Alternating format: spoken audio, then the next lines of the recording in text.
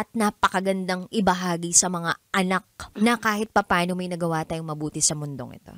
Alright, thank you so much. Bye! Thank you po. Alam mo yung bilis banat sa apat? Na tayo. Kasi sakit sa ulo, sakit sa katawan, lagnat, binat. Idol Melay, pahingi naman ng oh, ayan na, binigyan ako ni Boy Pindo. I-share nyo naman yung video namin, yung commercial namin ni Auntie Melay sa social media accounts ninyo. Meron din dadating sa yung tao na dati kang chick boy, dati kang playboy, tapos titino ka. May maraming ganong stories eh. Diba ko? Oo. Ba't nakafocus sa'yo yung Mga friend ko, ganyan yung na kwento nila. quiet nag-focus ng camera. May mga ganun akong kilala. Talagang na bigla, nung dumating tong taong to, tama si Boyet, inalis bigla. Pag di ka nakatingin. Hindi talaga titingin yan. So, eto yan, announce natin ng maswerte na alsa! No boundary!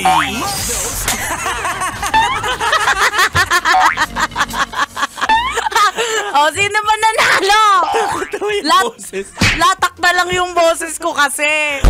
Mas gusto ko na physically, pag tinignan kayo, mas bata yung babae kaysa sa mas matanda yung babae. Sinong bababae yan? Hahanap ng mas bata. Kasi basic yon sa human nature. Nahahanap na, hindi makukontento. Hahanap ng mas banat ang Pakipatay ng ilaw, tas bubuksan. Sa mga nagsasabing, ayan na. Teka lang, ito na ang araw para bigyan natin ng pruweba kung maganda nga ba talaga ang daldalerang atleta ni si Marathon. Ready?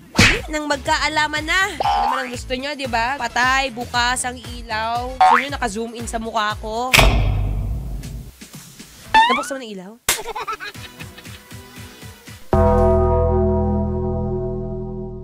Papasalamat, Dok, pa na lang talaga. Wow! Salamat, Dok! Salamat, Dok!